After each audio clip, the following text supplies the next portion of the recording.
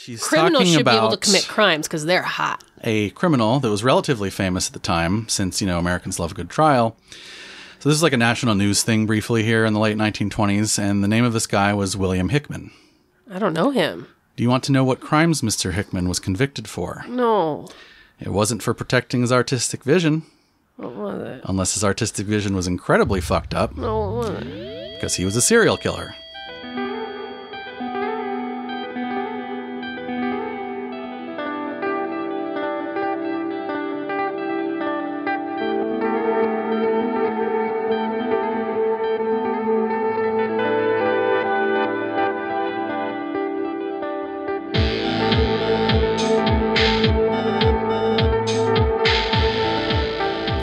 Live now. Okay. Is the cat going to interrupt, or are we going to... She's on your lap right now. Yeah, she likes to talk to us. She's probably going to interrupt sometimes, but probably not too bad. I'll just keep petting her. I mean, if she has input, that's fine. I'm sure she has lots to say about today's topic. Oh, there might be fireworks interrupting us today. I also have a lot to say about today's topic, because it's my episode. Wow, yeah, really? I'm Chris. What are you? I'm a guy that does things. I do game design sometimes, and sometimes I do data analytics I do data science. Those are very applicable skills. Really, I'm a Zelda player, honestly, that's my main profession.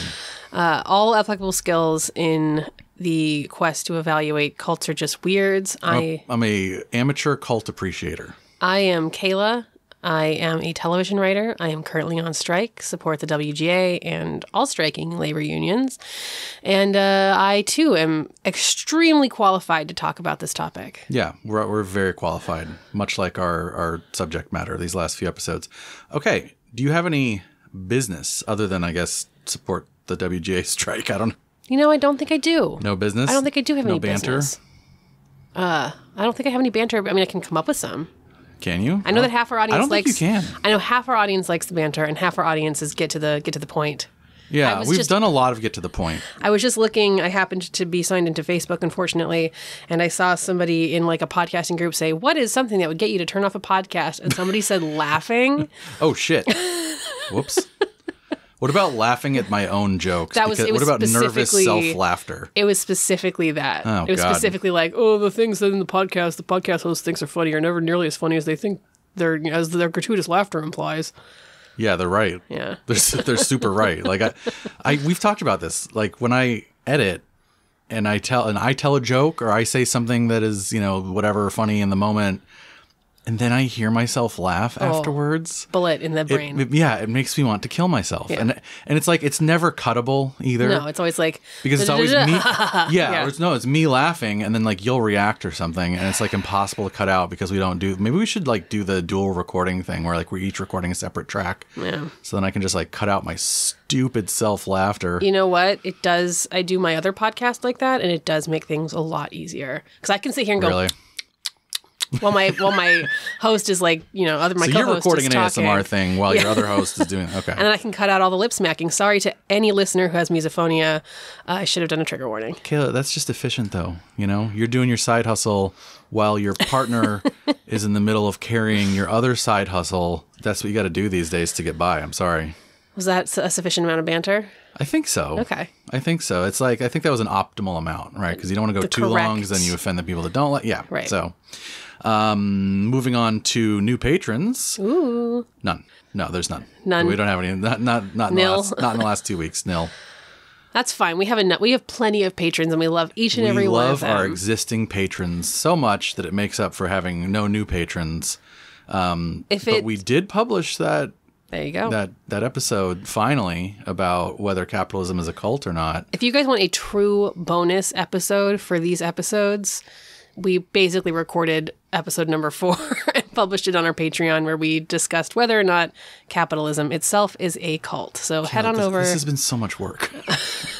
Remember how we were like, let's only do 1 episode a month. And now in this past month, we've done 4. Yeah. Yeah. Yeah, we kind of have a problem. Like, we decided to cut in half, and then instead we doubled. Yeah. That was not smart. No, we're very dumb and bad. All right. Yes, now that we've established our No, you know what? dumbness and you badness. know what? We are titans of podcasting. Titans? Okay? Titans. It's definitely not tight podcasting. Titans Titans, of maybe. podcasting. Ayn Rand would be very proud of our entrepreneurial spirits. Titanic-sized podcasts. Yeah. Podcast? Podcasts. Podcasts. All right. Let's get to it. Actually, before we get to it, I do have... Well, this isn't really business. This is actually pretty related. I just wanted to, up front, talk a little tiny bit about Mary's room because it kind of like resonated with her. Like we got a couple of messages from you guys about it. And I know like you and I had this like big long discussion about it. Please don't get me started again. I'm going to scream and shout. No, it's such an interesting thing. Like I don't know. It's just to recap what that is in case you're just jumping into this here. Mary's room is a thought experiment of there's a super scientist who like lives in a room who never experiences color for whatever reason. You can also conceptualize it as like maybe she's just colorblind her whole life. And then, when she turns 30, they give her surgery. Now she can see color. Right. But the key point is that she is a scientist who studies color and she knows every intellectual thing there is to know about color. She's read about how it affects brains and how it processes through the retina, yada, yada, everything. She knows everything. So the question is, does she learn anything new when she experiences color for the first time? And that's the thought experiment. And it kind of tries to get at the heart of like, what is knowledge and like, how do we, like, is it possible to is knowledge possible that isn't communicable somehow? And I think something that's that must be experienced, a qualia, if you will. Yeah. I think that's, I don't know. I think it's profound. Like, I know it's not like, we sort of agreed that like, maybe it's not surprising, but is profound and sort of like. That's where I landed. Yeah. Yeah. I don't know. I also think that there's like I think the key thing is like, does she learn anything? Because like, I think the part that's maybe tripping us up on like the obviousness is like, yeah, obviously she has a brand new experience, right? Obviously something brand new happens to her and she experiences something in a way that she never has before. I think that's without question. I think the question is like, if you really drill down on the word learn, right? Sure. Does she learn? Is there a fact? Is there something that constitutes a learned piece of knowledge that comes from that novel experience? And I think that's maybe something worth discussing. I don't know. I'm kind of paraphrasing like the Wikipedia article. Yeah, I think all you have to do is you go on the Wikipedia and you spend 10 hours because that is the length of the Wikipedia article, specifically the like criticisms section, which it goes down a rabbit hole, my friends. Yeah, it goes back and forth on like, different people's reactions to it. And, here's how I think it goes down. And here's what I think the meaning of it is. And, like other philosophers and whatnot. But I think that like makes it a good thought experiment though, right? Because like it generates discussion, even if that discussion is critical. I'm going to let you in on a little secret here. I love secrets. I think the term thought experiment. Oh, okay. What? Misnomer. Here's a little thought experiment. Thought experiment is a misnomer. It's not an experiment. Well, what is it then? Just a thought. Nobody's going to be like, I did this idle navel gazing earlier today. Like, you have to give it some air of authority by calling it a thought experiment. I don't think that it's a misnomer. I think that I disagree with you on this, but let's move on because we still do, even though this is part 3, we still do have a lot to cover. Let's go. On this episode of our podcast, Cult or Just Weird. Cult or Just Weird or Just Mary's Room. Yeah, I think that just to sum up on the Mary's Room thing, like, yeah, I think that it's good to have the discussion, right? Like we just said, even if the discussion is critical of the initial like proposal, the fact that the proposal like generated discussion is good, right? And it's sort of opposite of what Ayn Rand thought objectivism was. It's like, here's what this is, and you better not talk about it. Also, it's just so extraordinarily lame to be like, I came up with this idea and I don't want anybody else to talk about it except listen to what I say. No, you can talk about it. Yeah, but in the term in the capacity of listening to what I say. Right. You can talk about what I said. You can't disagree with it. You can't change it. Like it's as very, long as you obey. It's very indicative when a person does not want to be in conversation on something, and I don't mean that even in a negative way, but it just, if a person does not want to be in conversation about something, I think it says a lot about how they view themselves in the fabric of community, i.e. they don't. Right. And she didn't.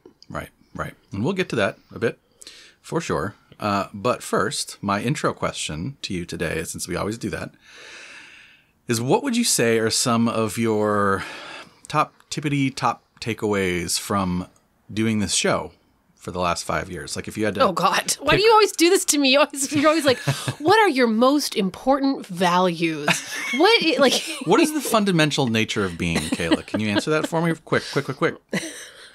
All right. What is it? What are my biggest takeaways? If you had to pick like one or two or whatever, like your biggest, like this is like if I like say my we biggest stop the takeaway show or my tomorrow, biggest thing that I like.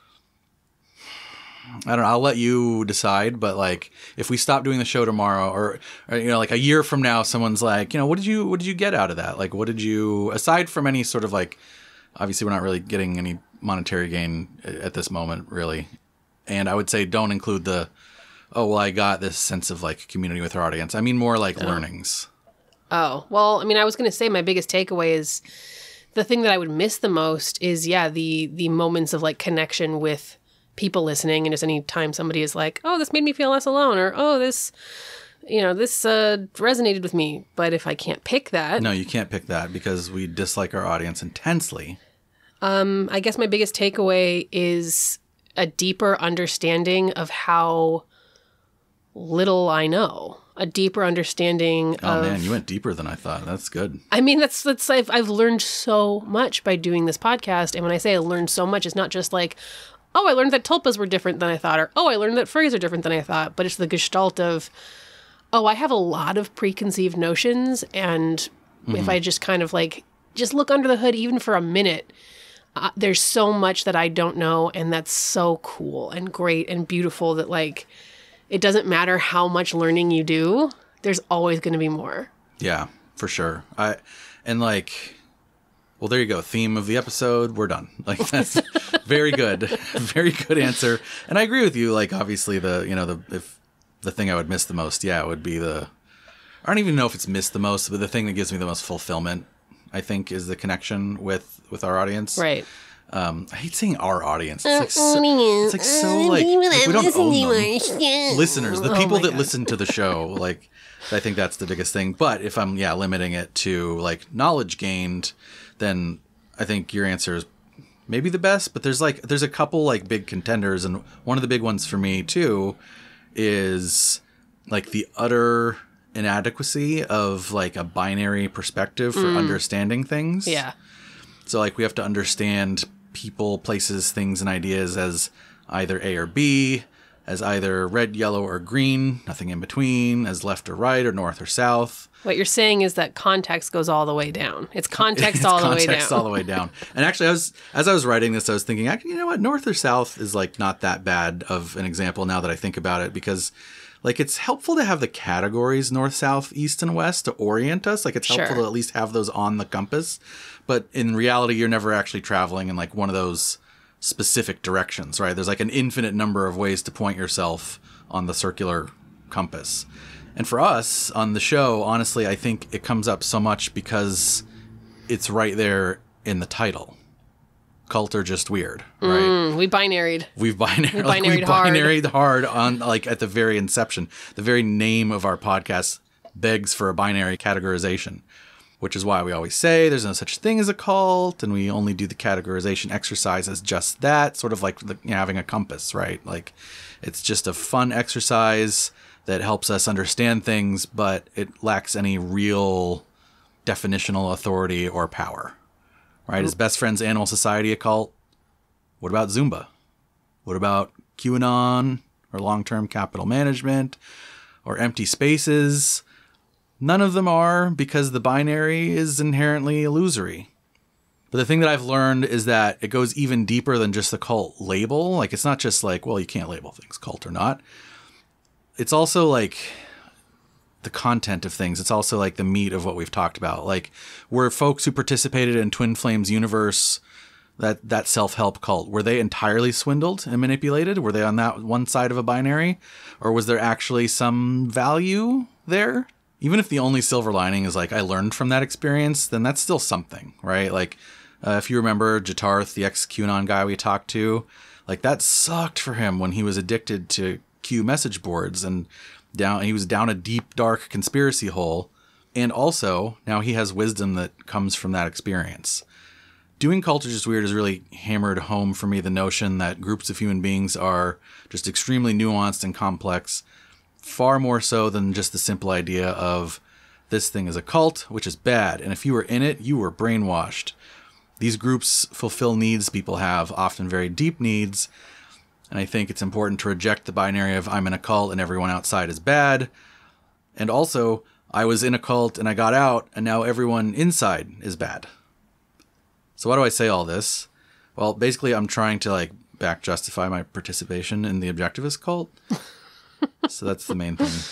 That's what this whole exercise really is. This entire show is just, okay, what cult am I in, and how is that okay? How is that, yeah. Can I somehow finagle it? That's fine.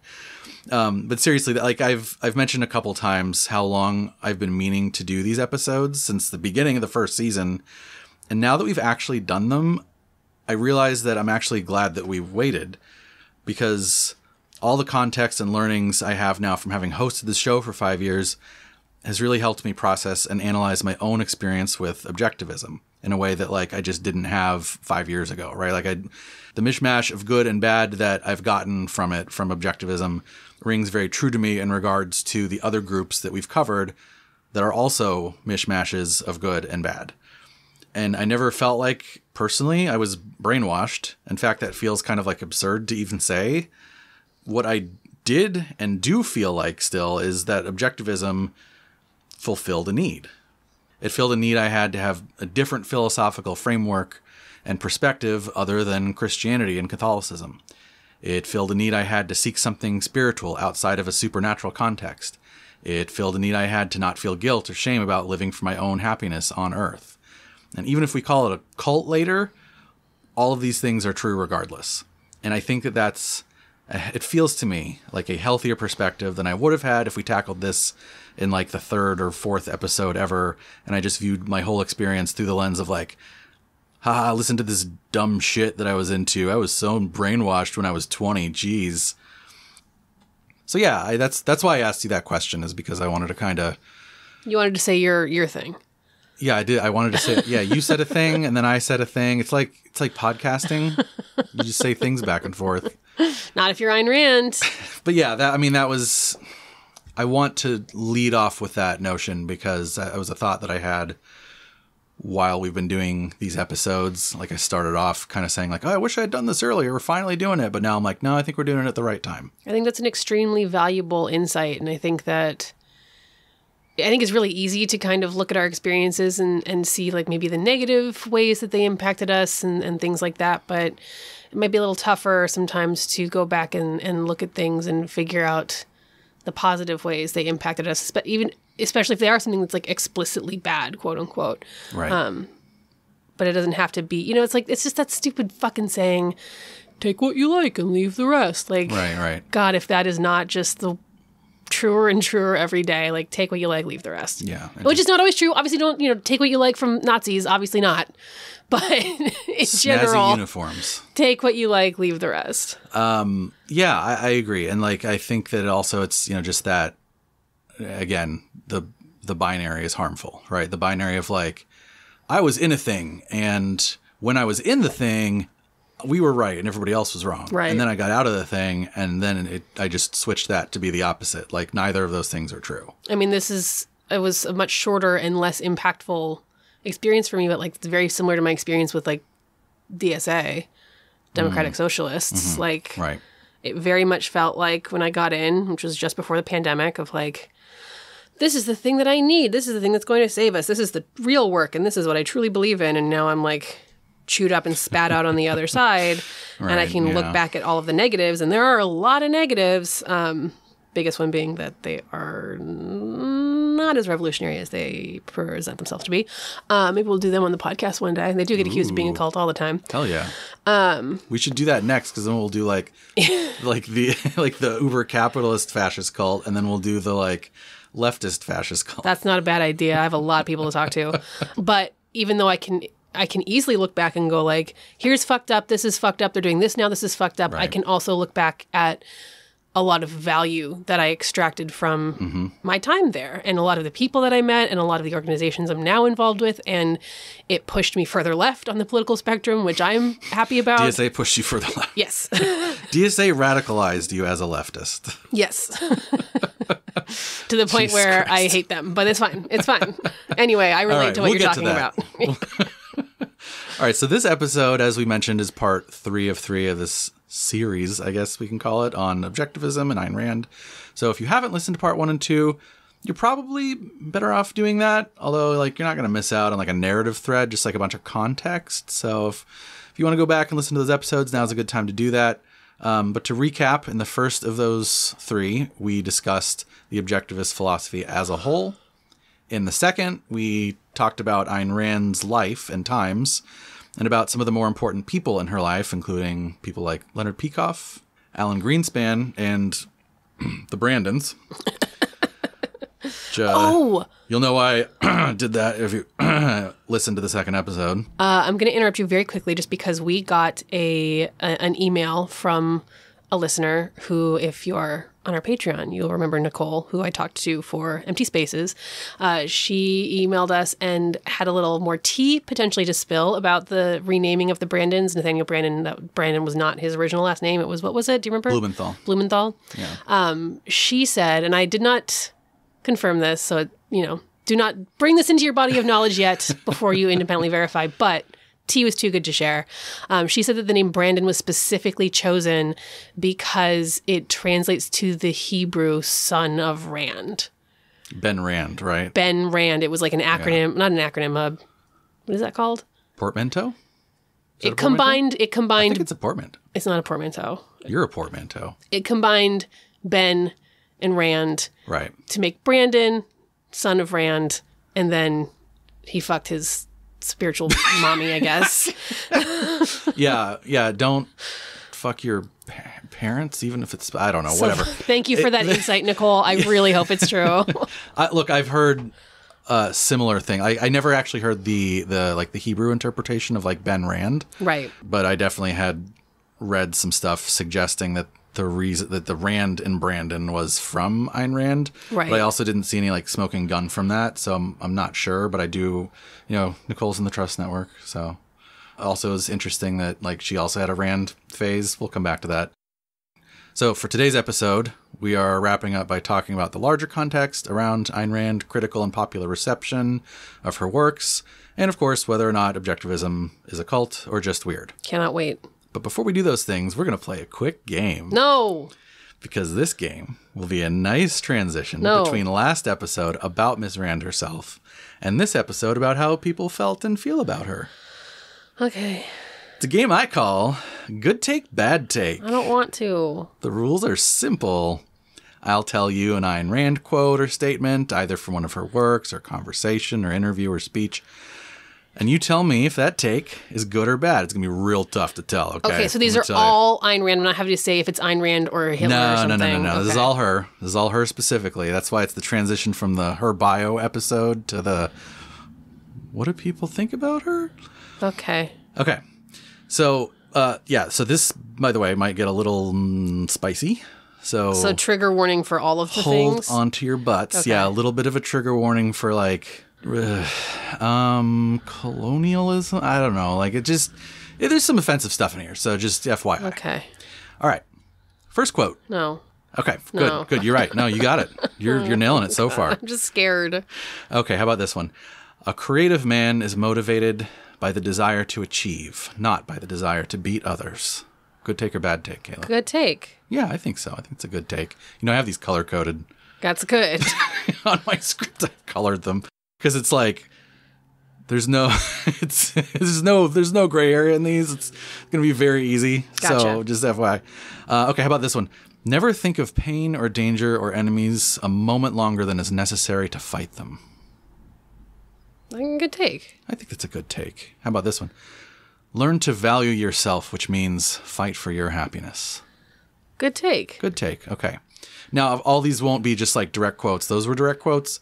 Those are from like her books or whatever. Some of these will be like, she is reporting that, so she said this or whatever. Okay. So here's this one. In one of her later lectures, she called homosexuality immoral and disgusting, despite advocating the repeal of all laws concerning it. Bad take. Yeah, that's not a great take. No. That's not a great take. But you know, it's up front, so we're going to escalate. But yeah, like that was like, she's like, it's disgusting, but like, you know, the government shouldn't be in it, which like, okay. There are worse takes to have, but give her credit for that, I guess. You don't get too much credit for being like. No, you don't get a cookie for, yeah, exactly. It's like, that's like it's like below the bare minimum. It's like whatever the rung below bare minimum is, that's that. Okay, next one. Why do they always teach us that it's easy and evil to do what we want and that we need discipline to restrain ourselves? It's the hardest thing in the world to do what we want, and it takes the greatest kind of courage. I mean, what we truly want. I can tell by the way you read it. You could have said nothing. You could have said gobbledygook. Yeah, you could have done like, Simlish. Yeah, but if you read it in that way, I would have been I read it in like the referential way. clearly you think it's a good take. Okay, well, what do you think? Sure. Yeah, that's the correct answer. The problem is that I know who is saying it, and some of these things I'm like, it's not a good take coming from you. Yeah, I look. It's fine. Good take. The reasoning behind this whole game is just to illustrate, like, this is why people get into Ayn Rand, and here are reasons. Here are the things that they eventually. This is why Ayn Rand's like has people that are like have a phase, right? Sure. Because you read the good takes and you're like, that's inspiring. You know what it is? It does take courage to like really, you know, seize the day, right? To carpe the diem. You know how it is. Like, it's hard to like, with the blank page is so hard to start writing, and that's because it's hard. It's, you know, it takes courage to do the things that are truly fulfilling for you. And you just have the craziest look on your face. You need to talk right now. Please do. The cat was going to go stick her head in the cat food bag. Oh, that's fine. That's what I wanted to say. One thing about this game. You can probably play this game with anyone. Yeah. Including like some of the gays. They're immoral and disgusting, Kayla. You could play this game with Hitler. You could play this game with Stalin. You could play this game. Actually, yeah. You can play anybody who's had any sort of like achieved an influential position by their public speaking or their thought leadership. You can play this game with. That is you a very can good pull insight. Quotes out of context. You can find those nuggets that fulfill a need, that put people on a path towards fascism. Like, you can generally, you don't start the pipeline with the most extreme views. We found that with QAnon. We found that you see that time and time again. You do not on-ramp people with the most extreme views. You on-ramp them with it is noble to be this, that, and the other. And then it's like, it's like you give something kind of like vague enough as to be a horoscope, and then eventually you start introducing the bad stuff. Not that Ayn Rand is Hitler, but I know that some of the quotes that are coming are really, really unforgivable and unfortunately taint the rest of her philosophy. No, but you've hinted at some stuff. I've told you. I can use my imagination. Yeah. Don't, though. It sucks. No, but I'm glad you said that, because like I actually didn't have that in the script here, and I think that that's a really insightful point, that like this does kind of follow that similar model of like, I don't know, like even like Scientology does that, right? Like on the surface, it's like, are you feeling sad? We can help you not feel sad. And then like, you know, a few years later, you've given them like $50,000 and you're in a compound and like Xenu is coming to get you or whatever. So like, it's got that same sort of feel to it. I didn't have that in here. So I appreciate you bringing that up. Yeah, you're awesome. Yep. I know. Sit over there. Okay. All right. Next quote. Do not let now I kind of feel like we've like taken the wind out of all these. Sorry. Like pre-explained them. Do not let your fire go out, spark by irreplaceable spark, in the hopeless swamps of the not quite, the not yet, and the not at all. Do not let the hero in your soul perish in lonely frustration for the life you deserved and have never been able to reach. The world you desire can be won. It exists. It is real. It is possible. It is yours. Okay, this is why people have a phase, because she's a fucking idiot. Like, this is terrible writing, but it's like 6th grade reading level. Come on, live, laugh, love, Kayla. It's the live, laugh, love of philosophy. I'm sorry. I don't want to be that person, but it is. Well, you are. Whatever, it's good too take. Late. Good, fine take. Cringy, but good take.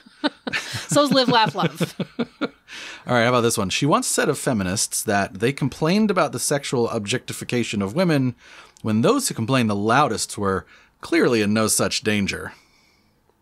I think Ayn Rand should maybe take a little look in the mirror. Well, don't be Ayn Rand about this. I'm going to Ayn Rand. That's clearly a bad take because, like, shut the fuck up. Yeah. Feminists aren't feminists because they're ugly. Right. That's basically, it's like, oh, feminists are stupid. They're all uggos. Like, shut up, Ayn Rand. She also apparently said no woman should aspire to be president of the United States. Good take or bad take? Bad take, Ayn Rand. Okay, yeah. All right, how about this one? And I want to, you know what? I want to say another thing. Yeah, go ahead. Sometimes we have the tendency to go like, oh, but there's a product of their time, and this is a good take of the time, and this is just what people thought, and this is just what people did, and And while there is some truth to that, it is also important to remember that there were plenty of people at the time who were not saying, oh, feminists are only feminists because they're ugly. Oh, women should never be president. Like, there are plenty of people in any given time. It's funny that you're saying that this. are saying that have better takes than this. Yeah. It is not just a like, oh, we can't expect more of the people of our past. You can, to a certain degree. You can. So the context for how I ran into that quote was that Nathaniel Branden was like disagreeing with her about this. So not only was there a better take at the time, it was also from her favorite student whom she was fucking. Like it was like, it was as close to her as you can possibly, like a different perspective was as close to her as you can possibly get. This is a really good example of the thing that we talked to with Daenerys Grace in our Fat Liberation episode of like, in terms of justice, in terms of social justice, in terms of liberatory justice, your lived experience is not enough. Yeah. Generally, it must be paired with like critical liberatory thought. Yeah, Ayn Rand, I think, is like an extreme example of that. For Ayn Rand to be anti-feminist is bizarre. Right. I didn't put this in here, but this year there was like, I think it was Ludwig von Mises. I don't know. Some like uber supply side capitalist economics guy who like she loved and all the libertarians fucking love. Okay. And he said something good about her once that was like, it was something like the most, intellectually honest man in the Western Hemisphere or something. And she just loved the fact that he referenced her, called her a man. Yeah. She loved it, apparently. Yeah. That was the bee's knees. This is a certain form of quote unquote feminist who's not, up with the feminist critical theory, who finds that proximity to maleness is the pinnacle rather than like equity between the sexes. Yeah. I wouldn't even call her a feminist. Like I think she was kind of like she's feminist for me and not for thee. I get to have power. I get to have, I get to be president. I get to be this. I'm a woman and I get all these things that I say women shouldn't have. Mm-hmm. Yeah. Yeah. I feel like she's kind of like the Life of Brian for like feminists where just like, you can kind of be like, oh man, she was such a feminist, but she's like, no, fuck you. Yeah. Get out of here. I hate women. I hate women. All right. Didn't you read my books? Here's another take. Yeah. Let's get back to good take, bad take. Here's another direct quote. Here we go. But if you ask me, well, now, should America have tolerated slavery? I would say, certainly not. And why did they? Well, at the time of the Constitutional Convention or the debates about the Constitution, the best theoreticians at the time wanted to abolish slavery right then and there, and they should have. The fact that they compromised with other members of the debate, and their compromise has caused this country a dreadful catastrophe, which had to happen, and that's the Civil War. You could not have slavery existing in a country which proclaims the inalienable rights of man. Good take. Yeah, pretty good cake. See? Cake. Good pretty cake. Good cake. Good cake, bad cake. All right, how about this one? But now, as to the Indians... bad take. Stop. Done. We don't need it. I know it's a bad take. I don't even care to discuss that kind of alleged complaints that they have against this country. I do believe with serious scientific reasons, the worst kind of movie that you have probably seen, worst from the Indian viewpoint, as to what they did to the white man. I do not think they have any right to live in a country merely because they were born here and acted like and lived like savages. Americans did not conquer this country. I will go further. Let's suppose they were all beautifully innocent savages, which they certainly were not. What was it they were fighting for? If they opposed white men on this continent, for their wish to continue a primitive existence, their right to keep part of the earth untouched, unused, and not even as property, but just to keep everybody out so that you live practically like an animal, or maybe a few caves about. Any white person who brings the elements of civilization had the right to take over this continent, and it is great that some people did, and discovered here what they couldn't do anywhere else in the world, and what the Indians, if there are any racist Indians today, do not believe to this day, respect for individual rights. End quote. See, something like that. That's what the trigger warning was for, mainly for that one.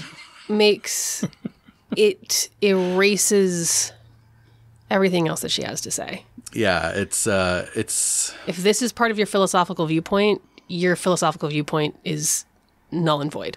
I saw it presented as like she's totally against government oppression, except when you like murder Indians, then it's okay. But otherwise, no government oppression, you guys. But that one's okay. But that one's okay because it meant that I could come here. Right. And also, I think there's like some willful denial, and this is just me, like, you know, armchair psychologist, but like, I think there's some willful denial that takes place here, and that takes place with some folks on, you know, on the right, on the like rah-rah America side. And, you know, America, sure, rah-rah, but like, there's this concept that like you can't be critical at all. Right. And if you're critical, like if you love America, then you have to like whitewash everything. Right. And like everything has to be perfect. And so this kind of, it just feels like that to me, where it's like, but she can acknowledge slavery. Yeah, that's well, okay. So those last two quotes from the, part of the same speech. Yeah, I figured that they sounded like they were same speech, and it sounds like part of her. The problem for her is that she views the lifestyles of the lifestyles in the communities and the societies built by the indigenous population here as less than, rather than, there's this idea that like, well, Western progress is progress and anything else is not progress. It's primitivism. And slavery was happening. We're all on the same timeline. It's just different. Right. And so slavery was happening within that Western context. Right.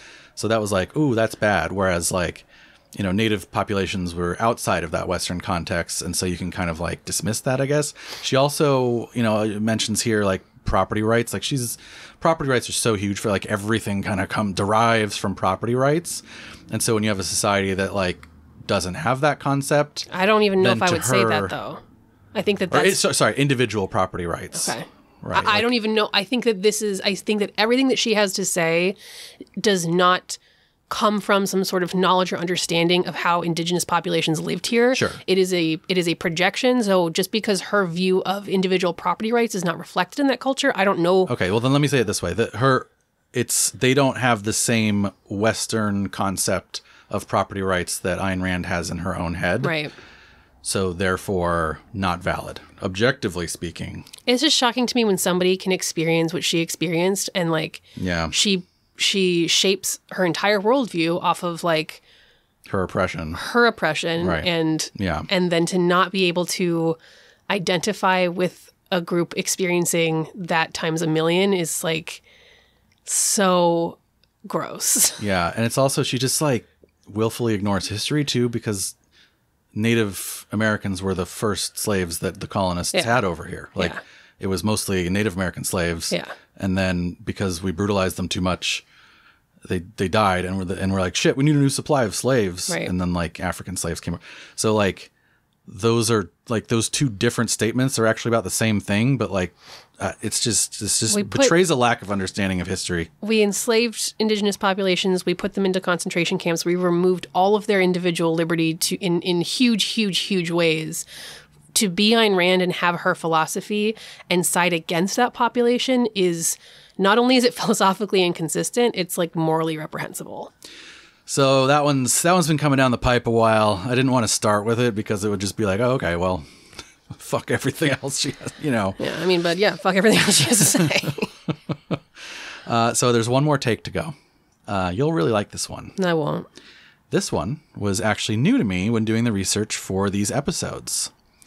So you know in the Fountainhead, and like spoilers for the Fountainhead if you guys haven't read it, but you know how it ends with a criminal trial with the protagonist having committed a crime, and then all of the big ideas in the book about artistic integrity and the glowing, exalted one guy versus society stuff, all of those ideas kind of come to a head in this big courtroom criminal trial at the end of the book. Yeah, artists should have control over their art. Right, they should have control of their art to the exclusion of everyone else who participated in that art.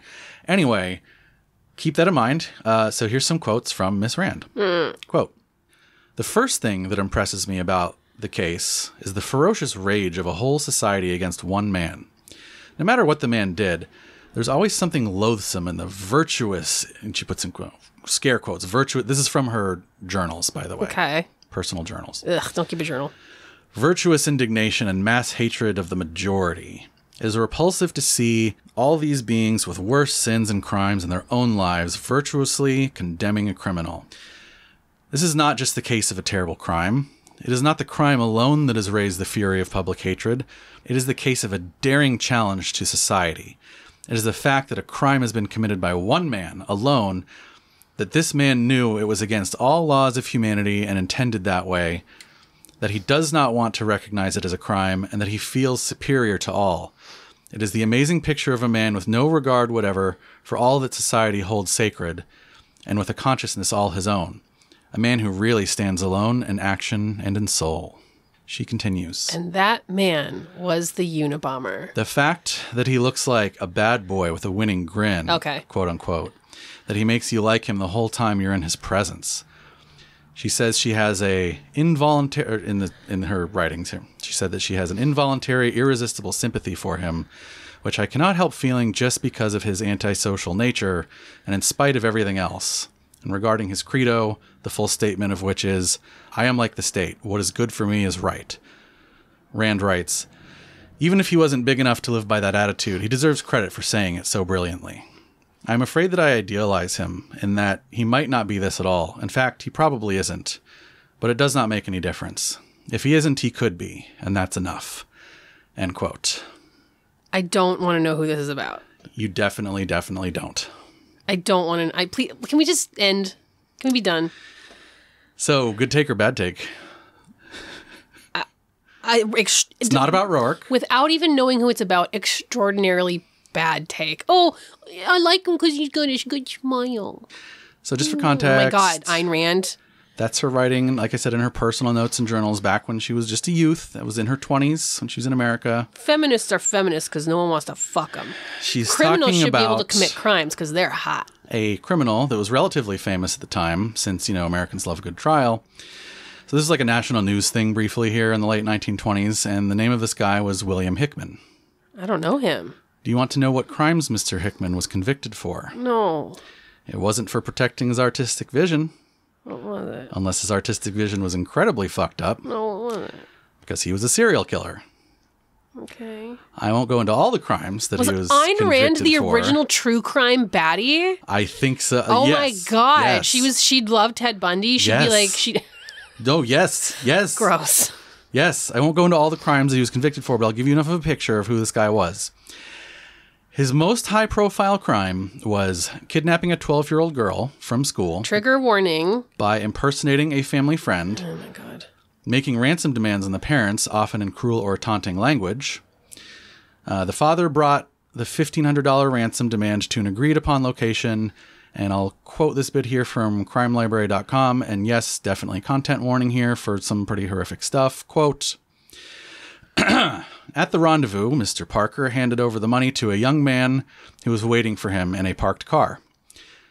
When Mr. Parker paid the ransom, he could see his daughter, Marion, sitting in the passenger seat next to the suspect. As soon as the money was exchanged, the subject drove off with the victim still in the car. At the end of the street, Marion's corpse was dumped onto the pavement. She was dead. Her legs had been chopped off, and her eyes had been wired open to appear as if she was still alive. Her internal organs had been cut out, and pieces of her body were later found strewn all over the Los Angeles area." End quote. I think Ayn Rand should go to therapy. So... What is wrong with you? What is wrong with you? Now, I'm obviously, pulling some selected stuff from her journals, right? There are parts of it where she's like, yeah, he shouldn't have done that crime for sure. But, that, but why I can't help but be sympathetic. Why is there a but?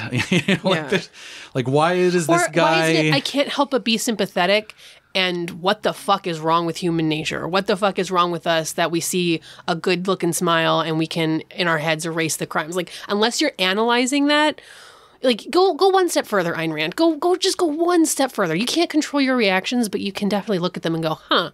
Yeah. Yeah, and it's not just the like the good lookingness thing. It's the like she clearly had like this gigantic bee in her bonnet for the like one versus many narrative, right. so much that like even if the one is somebody who like chopped up an innocent little girl, right?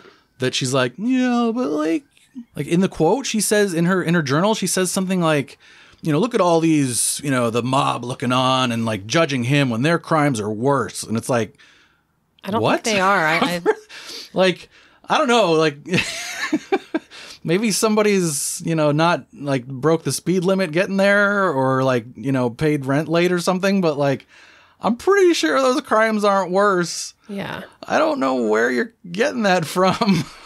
So sometimes there's a problem with people who like, they want to look at everything like metaphorically. Right. Rather than like actually. And you can really get into this space of like, well, it's one versus the many and the mob mentality, and this is just one man who dared to live differently than others. And but like, if you get so metaphorical about it, that you ignore the that's which is so no funny because her philosophy is objectivism. It's about looking at the reality of things. So yeah, I don't know. It's just it also just really kind of like that other quote that we read before this one. Just kind of calls into question a lot of her other stuff. Like, I can take the things that she writes that I like at face value, but also then it makes you kind of go like, well, what type of person am I? What type of person would admire this other type of person? And then like, I'm not sure I want to like what she writes. Like, right. I don't know. That just kind of calls the other things into question, I guess, is what I'm saying. It just goes back to what we were talking about with the game itself. Like, you can do this with almost anyone. You can find the choice quotes, and then you go, if Hitler said, I need to pick a different person because I'm doing that rule thing. Who's another bad person? Stalin? Mao? I don't know. Somebody that's like less like world leader, millions killed person that's bad? If David Duke said, love your neighbor. Right. You'd be like, look, David Duke said love your neighbor. Yeah. Like if somebody gave you an out of context David Duke quote that said love your neighbor, you'd be like, oh, that's so nice. And then you go and read what he actually has to say on a deeper level. And then you go, oh, so love your neighbor doesn't actually mean love your neighbor. Right. And I need to think of this in a different way. That what was presented to me is not cool and not full of context. And what he's actually saying is love your neighbor if they're white and hate your neighbor if they're not. And I don't want to subscribe to that philosophy. So let's figure something else out. Some context for this was given that like, oh, well, she was only in her 20s at the time and we're all dumb when we're in our 20s. You're an adult when you're in your 20s. We all grow and we all change, but you're still an adult in your 20s and you can be held accountable for your actions. Yeah, and clearly like part of Roark's narrative. Oh, please tell me that the work thing was written before this. What work thing? Please tell me that the Fountainhead was written before she had this to say about this. No. No, are you kidding? Absolutely not. The Fountainhead was written she wrote after? Yeah. This is early Rand. This is like before Night of the January 16th. No. Yep. Ugh. I know. This is what I'm saying. I know. I'm really sorry. That's fine. I'm sorry. I had to reshape the way I think about the Fountainhead. I think the Fountainhead is largely a useful tool in learning to think about how artists should relate to their art. And not much more than that, but gross. Yeah, join the club. All right. Thank you for playing Good Take, Bad Take. You're not welcome. Michaela. You're not welcome at all. But I wrote some of the takeaways down here, but we already kind of talked about them, right? It's just to convey the fact that like she has some decent inspo porn, and that's part of her initial, her initial appeal. That's what you get first. You read The Fountainhead, you're impressed by the statement it makes about artistic integrity and intrepid vision. And then you get into like maybe Atlas Shrugged and a few of the shorter works. And then you start getting into the philosophy. And then much later you dig up some of the other things she said. And it's like, not good. Not good. And that's a good segue into talking about how she was received by scholars, critics, and the public. We'll start with the latter, because the questions of why was she and why does she remain so popular and why is she more popular among youth? I think one of the answers is the thing that we just talked about. She has a solid repertoire of inspo porn quotes, right? She has a bunch of quotes that are like that. What was that? Live, laugh, don't let be the hero of your own story. Exactly. Okay. So when you're like a young idealistic teen, that type of stuff resonates harder. When you're a teenager, like you like hearing that stuff, like that type of thing is influential to you. Like, yeah, I should swim against the current and like be the, uber person that I was always meant to be, blah, blah, blah. But it's much more than just the inspirational stuff. It's like how the inspirational stuff is framed. It's a very adversarial outlook, right? It's very me against the world, which is like basically the default state of mind for teenagers and young 20-somethings. So like you're in that phase of life where you do feel like anything is possible and you do feel like you're supposed to go forth and conquer. And critically, you probably also feel like an outsider at that age. Right. Like unless you're like in the top 5% of popular kids at school. And honestly, like they probably also feel like outsiders. Well, yeah, I mean, it's like teenage angst is a phrase for a reason. But the Randian literature appeals to that sense of isolation and sense of adversarial, I'll show them indignation that we feel as youths. Here, I'll read this via Wikipedia. Historian Jennifer Burns, writing in Goddess of the Market, which is her book about Ayn Rand, writes, some critics dismiss Rand as a shallow thinker appealing only to adolescents, although she thinks the critics miss her significance as a gateway drug to right-wing politics, end quote. And I think, and it sounds like you think, Ms. Burns is onto something here, despite the reductionism of objectivism as merely right-wing politics, but certainly there's a point behind the fact that like the initial real appeal of Ayn Rand isn't really about any of her philosophy. It's about the reader identifying with her characters, especially someone like Rourke. And the identification is, yeah, I also feel like I'm socially isolated. And what Rand tells us isn't that is a universal feeling that we all share, especially at that age, some more than others. And our social lives are about figuring that out and bridging that gap. Rather, she tells us, she validates us with, you feel like an outsider because you're better than everyone else and you'll show them. And it's not just the outsiderness, it's also the transgressive nature of her ideas, which I'll just quote this one from an op-ed on glreview.org because I found it very insightful. Quote, Rand's simplistic reversals, selfishness is a virtue, altruism is a sin, capitalism is a deeply moral system that allows human freedom to flourish, have given her work a patina of transgression, making her beloved by those who consider themselves bold, anti-establishment truth-tellers, even while they cling to the prevailing hierarchical order. End quote. Ouch. I don't like this because I'm in it. Yeah, like the I have a lot to say. I don't want to. Well, this is a podcast, so maybe that's not really compatible. I don't know. I'm not going to force you to talk, but if you have something to say, now's the time. I'll podcast if I don't have to talk. Let's do a podcast that's just entirely silent. Oh, it'll be like 4 minutes and 33 seconds. Yeah, John yeah, Cage, yeah, but yep. podcast. Yeah, I think that it can be. The reason why I don't think it's like completely reductionist to be like Ayn Rand can be an on-ramp to the right is largely because of like how co-opted her philosophy has been to in the US to the American right. I think it's much more likely that if you are somebody who gets into Ayn Rand these days, that you get funneled into conservatism rather than objectivism. Yeah, just to reply to that real quick, I think that maybe reductionist was the wrong word for me to use. I don't think that that Ms. Burns is saying that's all it is. I think she's saying that it is that. Right. Right. So if she's saying all it is a gateway drug, then like that would be reductionist. But I think that's a straw man. I don't think she's actually saying that. And then the other thing is that like a lot of these ideas that Ayn Rand is presenting, while they sound really like heroic at first blush, do ultimately play into a lot of the things we kind of have to undo when we start to learn about like white supremacist thinking. Hear me out. Hear me out. I promise I'm not just jumping to the white supremacy. I know I keep bringing Hitler up. But just the idea of like... No, we've gone full rule. What is it called? Cooligan's rule? What's his name? I don't know. Rule? Yeah, rule whatever on the internet. Rule 34 on the internet. The one where you always talk about Hitler. Yeah, I know. I'm very guilty of that. I'm not going to lie. But the philosophy of like, I am singular, I am different than everyone else. I am, individualistic Übermensch. I am, like you said, I am better than everyone else, and I'll show them.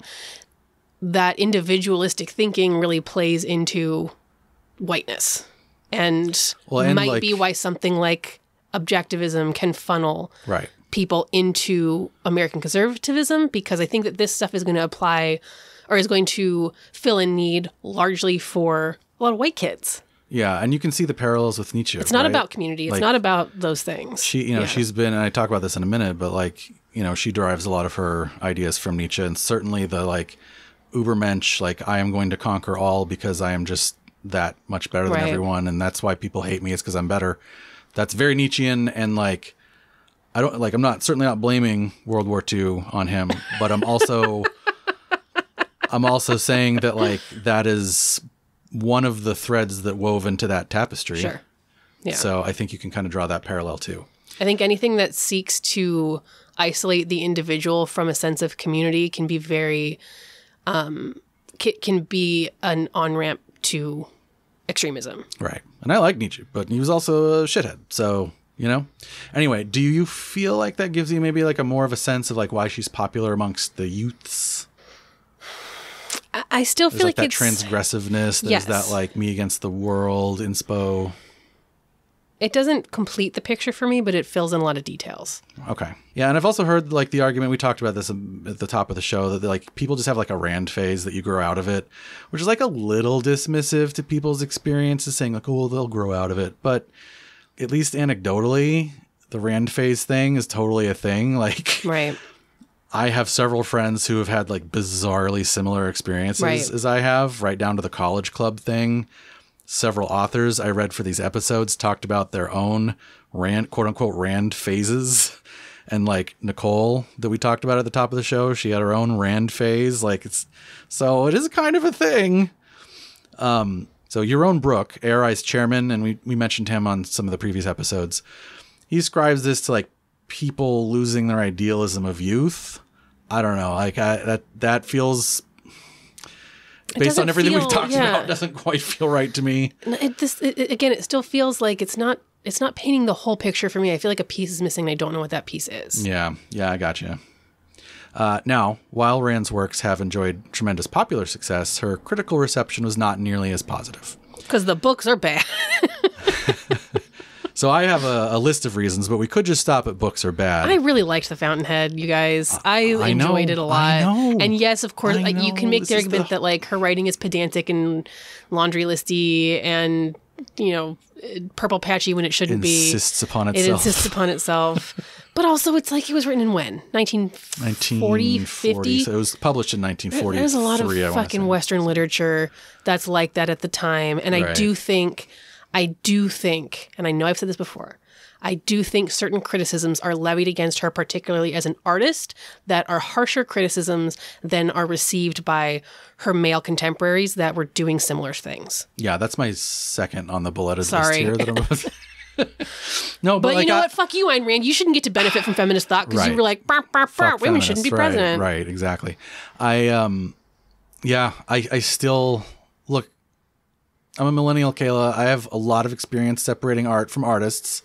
And so I probably will always like The Fountainhead, even though its author was, well, you heard the quotes. Okay, so critical reception. First, the very fact that she was a popular philosopher, I think maybe worked against her a little bit. Like philosophy isn't for mass consumption; it's for the hallowed halls of academia. So I think like that factors into it somewhat. Second bullet point is what you just mentioned. Women philosophers are a no-no. Philosophy, at least the in-group club sitting at the grown-up table, is like, it's overwhelmingly a boys' club, right? Yeah. So I think that definitely factors into it, which sucks because she also hated women and internalized all that, but whatever. Third, there's the amateur problem. Right. She didn't take the usual like PhD path that you should take. Like she studied some philosophy in her undergrad, but then she like shortcutted her expertise by just like doing philosophy. Right. Which is interesting because I do think that there are professions and callings that amateurism is a bad idea for. Right. Like something like healthcare we've talked about on the show. Like doctors and nurses are objectively better than gurus and wellness influencers. So there's certainly a point there with certain professions and certain areas of expertise. But philosophy, like, I don't know, man. Like, it kind of feels inherently like it's everybody's game. You know, like, how can you put a fence around your navel gazing? Like, what exactly is the expertise or lack thereof that would invalidate somebody's unauthorized navel gazing? I don't know. I don't know enough about philosophy as an art or science to say. I have no idea. I don't either, but it just, I don't know. Like, once you get to the pontificating stage, I'm just kind of like, how can you pontificate wrong? Like, what is the... Did you not get your license? You can use logical fallacies? I guess. And, I mean, she definitely is guilty of that. But then you can judge on the logical fallacies, not on like whether she went to school. Right. Fourth. That's pretty shitty to be like, you can only be a philosopher if you got your 4-year degree from Harvard. That might get recolored in just a minute. Uh-oh. Fourth, she does get called derivative, right? And this one I find like super dismissible. A common critique will be, oh, she's just like a knockoff Nietzsche. Right. Which, like, yeah, but people don't say that about Plato and Aristotle. They say that they're two different things and they, influence, but they don't say like knockoff. Yeah. All thought is built upon the foundation of other thinkers that have come before you. So, like, why are we shitting on her for that? That's not valid in my opinion. I need to stop defending Ayn Rand. I'm getting very worked up about defending Ayn Rand. I need to stop. Okay. No, just remember those quotes. Oh my God. Fifth, she has like this antagonism toward academia, which we've seen come through in like, her later disciples and an ARI itself. Right. But like, right. I forgot college professors did 9/11. Exactly. So I found it funny when we discussed last episode that she was bummed about the critical painting of Atlas Shrugged and of her other works. But I mean, like, she had such a everyone is wrong and I'm right attitude. And she thought that colleges were destroying America or whatever. So, like, what did she expect? Right. Like, did she expect all those same people she denigrated to turn around and be like, yeah, she's right. We do suck. Good call, line. It's strange to get so depressed after me against the worlding and not having everybody go like, oh my God. Like, it's like I called them morons and they don't like me. What went wrong? See that a lot. Here's another quote from Wikipedia. Rand's relationship with contemporary philosophers was mostly antagonistic. She was not an academic and did not participate in academic discourse. She was dismissive of critics and wrote about ideas she disagreed with in a polemical manner without in-depth analysis. She was, in turn, viewed very negatively by many academic philosophers who dismissed her as an unimportant figure who need not be given serious consideration, end quote. I think that I am going to agree. Yeah. So in addition to the antagonism, there's like a few more things in here in that statement. Like, I think we're on like 0.6 or 7 now or something. So 0.6, that she did not, quote unquote, participate in academic discourse. So like maybe the problem with the philosophical amateurism wasn't the amateurism itself, right, but rather her refusal to engage with other scholars. Right. When you have that dogmatic, like, well, I have the right thing and they're wrong. Like, where's the discussion? Right. Like, how do you have discussion there? As OceanGate is to submersible technology and regulations, Ayn Rand is to philosophy. Got to get that OceanGate reference in. Good. That'll be good. No, that'll be good for the search engines. That'll be SEO positive. That metaphor works for me because it does kind of, we see this time and time again of like, a figure criticizing the quote unquote establishment and then, being like, I'm not engaging with this, but then like doggedly seeking approval and like, why aren't you letting me in your club that I hate? Like, you see that a lot. Again and again. That's, that is related to the OceanGate catastrophe, disaster, RIP of, I want to be taken seriously as a submersible entrepreneur, but I'm going to denigrate the industry and its regulations and then catastrophe. Right. And then another point made in that little paragraph there is her polemical approach, right? Her absolutism, her us versus them, her objectivity dogma, the way she presents ethical disagreements as good versus evil, and she's always the good one. All of that contributes to what I think is like mostly a correct dismissal by the wider philosophical community. Like, even if none of those other points were true, her dogmatic polemical approach just kind of makes her dead on arrival, right? Like, how do you discuss anything? And I'll also add an eighth point, which is just the content of her philosophy. I think some people also find, or many people find, distasteful. Like, I do think there's a tiny bit of merit to the idea that saying selfishness is good and altruism is bad is kind of a tough pill for people to swallow and engenders some of those thoughts of dismissal. Very antithetical to like many, many, many decades, hundreds of years of right. societal thought in parts of the world. Right. And then also like fangirling out over capitalism is like icky. Kind of icky. Yeah. And I think that, that does contribute. But that said, I think that's a very small reason, because there are also some guys out there with pretty reprehensible things to say, and we do take them seriously. Like, again, Nietzsche, right? We take Nietzsche seriously. Fuck that guy too. But, well, right. But we don't say he's like a fake philosopher. We don't say he's like, we don't dismiss his philosophy. We just say he's a philosopher with some ideas that are cool and some that are like, ugh. You heard it here first. Nietzsche's a fake philosopher. That's right. I'm dismissing him. So there you go. Everything you wanted to know about why she is popular with the populace and unpopular with the scholars. By the way, I was reading up a bit on Dianetics the other day. Why? Explain what Dianetics is. I have a little bit here to explain it. Just in case, like our listeners probably know what Dianetics is because they're all like cult enthusiasts. But anyway, it's L. Ron Hubbard's completely made up psychological field that involves it's the thing that has the engrams and the E-meters and all that jazz. It's the basis of Scientology. Yeah, it's the pseudoscience that Scientology is based on. So he presented his work to the psychological field, and surprisingly, it was utterly dismissed due to some really technical stuff like not being based on any kind of evidence or study. And it just came directly out of his head because he thought it sounded right. Like Malcolm Gladwell. Yeah. Or Ayn Rand. Yeah. So that's why I bring it up, because it reminded me of her critical reception vis-a-vis the amateurism and dismissal by scholars and the antagonism. Dianetics, as you may know, also does the I'm right and all of the psychologists are wrong thing. Right.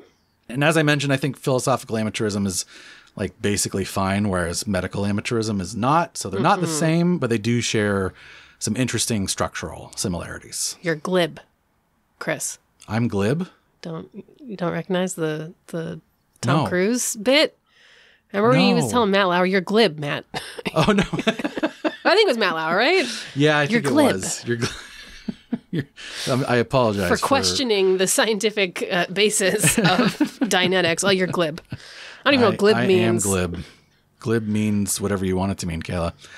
All right. Now, before we get to the criteria, I do want to bring up a couple of points that get raised when people talk about the cultiness of objectivism and Ayn Rand. And yeah, it does get brought up, as evidenced by the fact that ARI had a canned response to my interview request. And it even got brought up contemporarily to Ms. Rand. She once, and I think this happened several times, but certainly at one point she did have to respond to an interviewer thusly, quote, "My following is not a cult. I am not a cult figure," end quote. So those accusations were thrown around at the time. I think it's unfair to be if you say you're not a cult, then you're definitely a cult, because that's not fair. That's absolutely unfair. Right. That puts you in an unwinnable position. Right. But sometimes it provides a little context that makes things a little more fun. Yeah. I will now ask you to recall from the previous episode our story about the Brandons, Nathaniel and Barbara Brandon. Nathaniel was Ayn Rand's original favorite student, intellectual heir, and spouse-approved fuckboy. The most rational of fuckboys, though, so it was okay. Let's ignore the fact that sexual dalliance is also kind of like a typical culty behavior. Yep. And go right to Mr. Brandon's thoughts after the infamous falling out with his idol. Quote, "Brandon himself later described the culture of NBI, and if you remember, that's the Nathaniel Brandon Institute, Objectivist Haven. He later described the culture there as one of intellectual conformity and excessive reverence for Rand. Some described NBI or the Objectivist movement as a cult or religion," end quote. So that's from Brandon himself. Cult.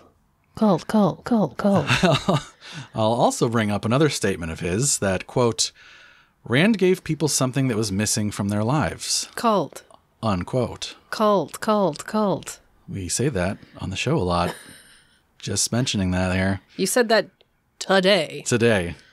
Nathaniel also gives us this accounting of his time in Rand's inner circle, in their little group that they so cheekily called the Collective. I hate it so much. I'd go to jail. I'll let him take it from here. There were implicit premises in our world to which everyone in our circle subscribed, and which we transmit. So, actually, before I get into this, remember, point of view, they had a falling out. So, like, this has been contested, right? Like, this is a biased POV, just like everything is. And this has been contested by, like, other people and whatever. But this is from Nathaniel Branden himself. There were implicit premises in our world to which everyone in our circle subscribed, and which we transmitted to our students at NBI. Point 1. Ayn Rand is the greatest human being who has ever lived. I am out. I'm getting out of here. I'm leaving. Point 2. I'm walking away. Atlas Shrugged is the greatest human achievement in the history of the world. Point 3. Ayn Rand, by virtue of her philosophical genius, is the supreme arbiter in any issue pertaining to what is rational, moral, or appropriate to man's life on Earth. Point 4. Once one is acquainted with Ayn Rand and or her work, the measure of one's virtue is intrinsically tied to the position one takes regarding her and or it. Point whatever we're on, 5? I don't know. No one can be a good objectivist who does not admire what Ayn Rand admires and condemn what Ayn Rand condemns. Point the next. No one can be a fully consistent individualist who disagrees with Ayn Rand on any fundamental issue. Point further. Since Ayn Rand has designated Nathaniel Branden as her intellectual heir and has repeatedly proclaimed him to be an ideal exponent of her philosophy, he is to be accorded only marginally less reverence than Ayn Rand herself. Point the last.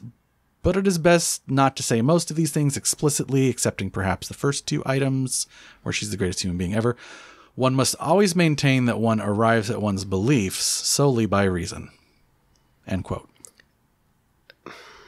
Is it bad that I kind of have questions here. That is... Feels like maybe there's some... Quite a culty list of things. It's quite a culty list of things, and I can't help but going, I need secondary sources. I need some evidence here, because that's like textbook. I know. I agree. I don't think that those should be taken at 100% face value. Not to deny his lived experience. And sure. My understanding too is that this wasn't like these are the writings. Like I think it was just more of like this is the vibe that he got. This is the vibe. If you don't believe these things, then get out. Then get the fuck out.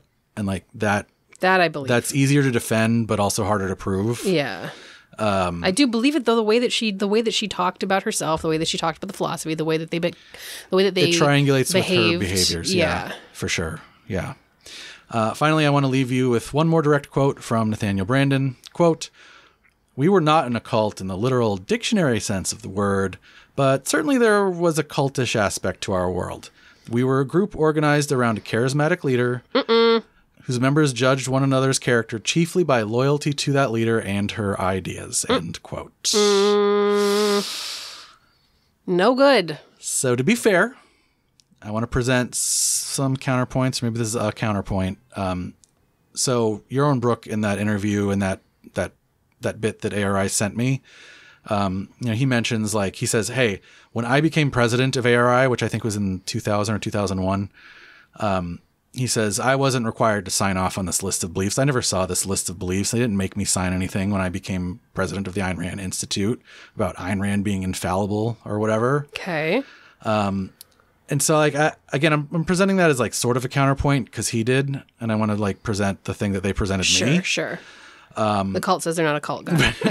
But I think it's a good point, and, like, it kind of absolves ARI, but it's also a bit of a straw man because I think the claim here was that actually NBI and the collective were a cult, not that ARI was a cult. So he's kind of saying, like, well, when I joined ARI, they didn't do this, but it's like, okay, nobody said like that was... Branden made these statements before ARI was even a thing. Right. And you've also said that, like, this wasn't like a manifesto that they all had to sign on to. It was just the vibe, the unspoken rules that, were communicated indirectly. Right. I also don't want to do the thing of, like, just saying, like, oh, it's brainwashing, it's a cult, when, like, people choose to do things, like... Right. People have beliefs that they really believe in, and it's not just like they got duped by Ayn Rand, who's a cult leader. Like, maybe people chose to follow her because, they chose to follow her and not because there was, like, an insidious culture of you better follow Ayn Rand or else you're excommunicated. Right. Right. Yeah, there's definitely choice involved there. It's with all these things, it's always complicated because it's like there's some choice and then there's also some like coercion, right? Like when you're in a what do we talk about all the time on the show too? Power dynamic. When you're in a power dynamic, the choice becomes muddy, right? Like there's definitely choice, but there's also like, what is choice? Oh my God, the writer of the Fountainhead is unhappy with me. Yeah. And I'm just this lowly student who just joined. And she's 50 and I'm 20. Right. Yaron Brook, by the way, Yaron Brook is probably like my favorite objectivist. Like, obviously he has some ideas that are not great either, but like for the most part, I feel like his stuff is pretty good. Okay. Maybe I'm biased because he like came to campus and, we chatted and like had dinner or whatever. But anyway, he also says in this interview, don't judge ideas based on the worst advocates for those ideas, judge them based on their own merit. Like, read the books, right? And we mentioned that back when we were talking about the serial killer obsession. And I think that is like great advice, but also like hard to do up to a point, or easier to do up to a point, and then it becomes hard. Right. Right. Like I'm still going to do that with the Fountainhead. But after reading some of those things to you, it's like really fucking hard. I think it's easier to do with the Fountainhead than it is for Atlas Shrugged. Right, because Atlas Shrugged is more like, this is me saying the things I think versus like, here's a piece of art. Right. Because art is always going to be a conversation between the artist and the audience's interpretation. And you can make arguments that an audience's interpretation is just as valid as the artist's intent, blah, blah, blah, blah, blah, blah. It becomes less easy to make that argument when a text is more, like a philosophical manifesto of here is what I believe. Right. There's like a large chunks of that book that are author intrusion. So it's kind of like you can't, like when the author is intruding into the story, you can't separate it. Yeah. Right. So with that, after 7 hours of content? 8? I don't know. 8 if you count the bonus episode. We are finally ready to do our thing. Are we? I have never been ready, but I've also always been ready. Ew. Are you ready for the criteria, Kayla? Girl, you better believe it. Okay. Now, as always, we have to say, who are we actually talking about? And, we've mentioned several potential targets for our ire here. I'll tell you who I'm not talking about. There's ARI. There's objectivism in general. I'm not talking about Leonard Peikoff. He is precious and must be kept at arm's length. He has some pretty shitty opinions. Yeah, he fucking sucks. But the character of Leonard Peikoff. Right. Absolutely. We won't talk about him. But we could be talking about the philosophy as a whole. We could be talking about NBI or the collective, some combo. What do you want to talk about? It's your episode, baby. Personally? Yeah. I think that it makes the most sense to talk about the collective, but I might also be saying that because it's the lowest hanging fruit. If we're talking about the collective, it's a cult, my man. Right, I don't even need to do the criteria. Are we talking about, I think we should talk about objectivism. What does that mean? ARI? I don't know either. That's what I'm saying. When it's too broad, it's what are we talking about exactly? Objectivism could just mean all of the people that are into it and have interacted with one of its members, maybe? I don't know. But if we do the collective, then we're not talking about the thing that you experienced. It kind of, okay, how have we approached other things like this? Have we? How have we done this podcast? How do we do this show? What is podcast? I think we should talk about.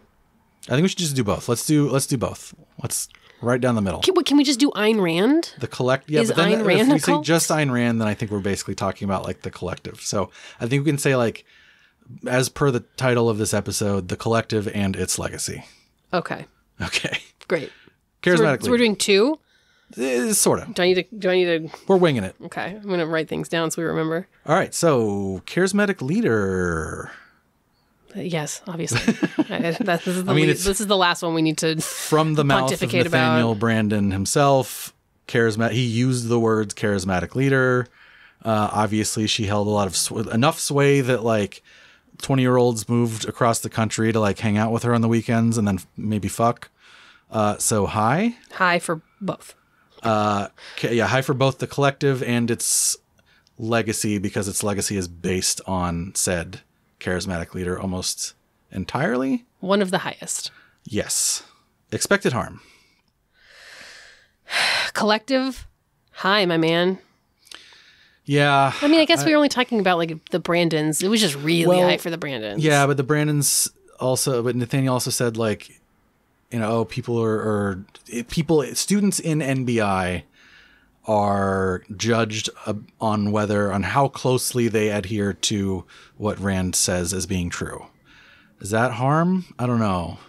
I feel like it's high for the like, people are moving across the country. People are like, yeah, but like, I don't know. I wouldn't say like Leonard Peikoff has been necessarily harmed.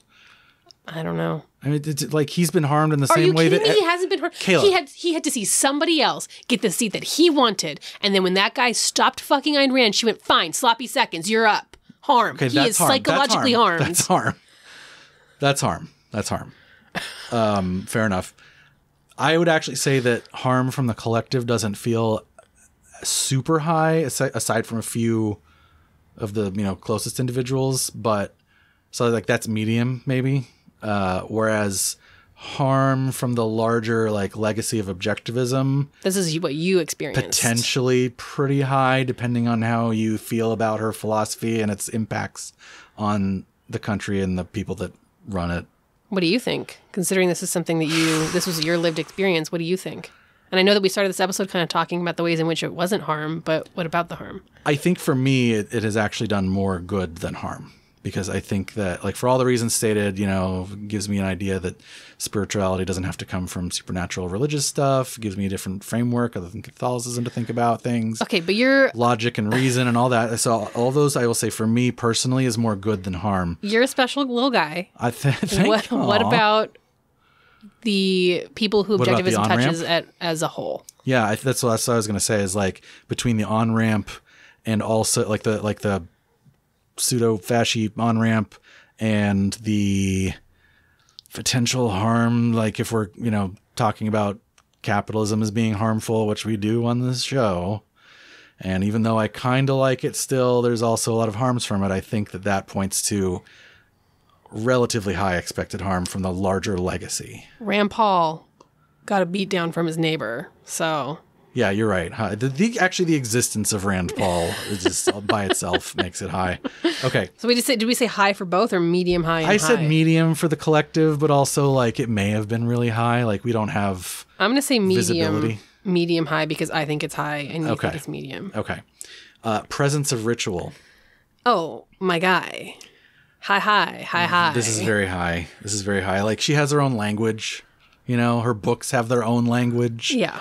Like that's one of the complaints actually is like... You're doing little groups and you're doing little groups in both and you're over here and you're over there and you've got... Right. I'm doing a really great job describing the ritual of this group. You're over here, over there, and you're in groups. So you really nailed that. Got it. No, like when you're reading one of Ayn Rand's books, like it. Right. Because of the language and like the way that it's like reading the Bible. Yeah, exactly. And I read like on Rational Wiki's article about objectivism, they put it like this, like objectivists like to make up their own definitions for words and then complain that nobody else is using them. Which is, I think, a really fair criticism. And also like, yeah, that points to ritual. Yep. Right. And then there's just, I don't know, the weird sort of like I am the most rational woman and you are the most rational man and therefore we must have sex and it's the most rational thing and our spouses rationally must have, like there's just a lot of that kind of stuff. It's just like, okay, that's ritual. I just don't understand how, and I know how the rational thing there isn't to get divorced and remarried. Why is it a fair? How is that rational? What's the rational there? Well, you see, if this person is if you're the best person and he's the second best person and rationally you must be together, then why not be I don't know, whatever. Well, so the penis is rational, but the marriage contract is also yeah. Did that explain it? Cult, ritual, high. Okay, niche within society. She's popular. Many millions of books sold. I wouldn't call it niche. Oh no, is it a religion? Oh shit. I don't know though. I think that it's kind of niche. There's lots of different definitions of niche. Okay, I would say the collective is niche. She was not like she died in poverty. She didn't sell the Atlas Shrugged did not sell great. Right. So I think at least for the collective, that's niche. Yeah. Okay. Yep. I think for wider, it's tough with. I feel like Ayn Rand Institute is niche. Yeah. I feel like the co-oping of objectivism for the Republican Party is not niche. Yeah, I think it's like the concentrated like microdose of objectivism that constitutes like what Ayn Rand would say. It's this. Don't touch it. Right. That feels niche. But the way that it's that concentrated microdose has like diluted into larger society, which it has, is not niche, right? It's definitely permeated into libertarianism and conservatism. And Alan Greenspan was the chairman of the Fed. And generally, if you went on CNN and said Ayn Rand, the people watching would know what you were talking about, or at least have some. You can reference Ayn Rand in general population, and probably, I would say, 45 to 55% of people know some of what you're talking about, which does not feel niche. And those are just my fake numbers; they're not real numbers. Right. Okay, so medium to high, depending on who we're talking about. I said niche for the first one, not for the second. Okay, so niche for the collective, not for the legacy. Yeah. Okay. Anti-factuality. And remember, this means like logical fallacies, not necessarily like they got the facts wrong. I think there are a lot of logical fallacies. Even for the group that says they love logic more than anything, Kayla, I think that you're saying they're capable of logical I think that makes them extra capable. It's like somebody who goes like, I'm not susceptible to a cult, you're extra susceptible. If you think that you're not, if you think you're the most rational and logical, you are missing out on your many blind spots. And for Ayn Rand to be like, I gotta fuck this guy and he's bad because he won't fuck me, none of that's logical. He is not a good objectivist because he won't fuck me. Yeah, I think you're right. Like you're asking for blind spots if you're saying that I'm the most rational and everything that I think is based on objective reality. I would. It's like not the highest. It's not like QAnon level. No, it's not. Anti-factuality. It's not total detachment from reality. I'm gonna give it like a 63%. How does that sound? For both or for the collective? Or its legacy? I think for both. It's kind of similar. Okay, on to life consumption. I think for this one. Okay, obviously for the collective it's high. Yeah, well, I mean, they weren't spending every day at Ayn Rand's apartment. They were only spending the weekends and then creating an institute to promote her ideas. So like moving across the country, hanging out, making their whole lives about this. Yeah, I would have moved across the country to date Shannon Miller when I was 17 or whatever that was. Maybe Shannon Miller's a cult leader. Probably. What do you think for the legacy? How do you feel about the percentage of your life consumed by this? Now that you say it that way, it's pretty fucking high. Because it's shaped the way that I view the world. Like it's shaped my outlook. But is that life consumed or is that just life? Stop asking really good questions. I don't know. That's a good question too. That's a really good question. Like life consumed, like we used to think of it as like, oh, okay, Cicada 3301, you're like sitting on your computer for 6 hours a day, percentage of life consumed. You're on the compound, like I did the club, but even when I did the club at Penn, it was like one of several extracurricular activities that, it wasn't like preventing me from playing video games or going to the gym or class. This feels like sleeping in the morning is preventing me from going to class. This feels like something that there is it's kind of like where you meet it. Obviously, Leonard Peikoff, high percentage of life consumed. Casual, but even fountainhead researcher, it's his job. If it's your job, your percentage of life consumed is very high. Yeah, but it's your life. Is it just your life? Your job, to me, is different than, because that's like active output hours versus like passive, like how are my thoughts shaped? Also, this isn't his job. This is like his calling, right? He's like the intellectual heir to like this titanic person, like that's percentage of life consumed high. Okay. Okay. All right. But I'm gonna say that it is too wide of a spectrum to pinpoint it for the legacy. So low 404 to high. Not found. Oh, yeah. Okay. Low to high. All right. Dogmatic beliefs among the highest. Come on. I can't even think of one that would be higher, which is crazy because this is like the philosophy that got me into like reason and analysis and logic and like examining things and like trying to figure out where I'm wrong about stuff, which is like the opposite of dogma. Yeah. It's such a mindfuck that the group, the philosophy, whatever you want to, like her, Ayn Rand and her followers, how dogmatic she and her legacy is. It's just, it's a real mindfuck, but it's very high. Yeah. Okay. Yeah. Chain of victims. I think it's really, really high for both. I've made a bunch of people read The Fountainhead. Myself included. I made you read it. Your mother. I made prior girlfriends read it. I've made my mom read it. Although my mom never read it. Did I tell this story on the podcast? She did read it. If you're going to tell me that an audiobook is not real. It was an abridged audiobook, Kayla. I don't think it was abridged. It was an abridged. It was. I listened to it. She didn't think it was abridged either.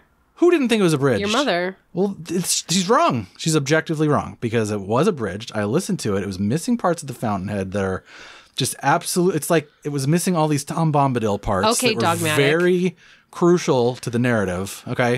So that was, I mean, I was shocked. Actually, the way the story goes is that she said that she was reading it or had read it or something. And then like I had to go into my parents' bedroom to like pick, like grab like a box or some shit or whatever. And then like I saw like on the dresser, I saw this like, oh, that looks like The Fountainhead, but it's like this weird large box. It doesn't look like a book. Walked over to it, saw that it was CDs, DVDs, or whatever it is. What is it? CDs. It was CDs. And I like went out of the bedroom. I was like, what is this? What is this, mother? That sounds very dogmatic to me. Yeah. We're not on dogmatic. No, we're on I'm Chain of just Victims. High for both. Very high for both. Fine.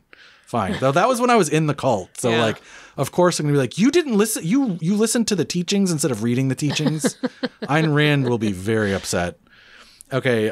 Safe or unsafe exit. This has two very different answers depending. I think that it is highly unsafe to exit the collective. I think that the Brandon's experience was basically like the dictionary definition of this criterion. Yeah. I think it is safe to exit the legacy. Yeah, that I think is like like when I drifted from objectivism, I didn't feel any, like literally zero anything from anyone. Right. Even now, like even emailing ARI, I was like, hey, look, like I'd love to have you guys on the show. Someone from your institution on the show. Like this isn't a puff piece though. And like, there's probably gonna be parts of it that are critical.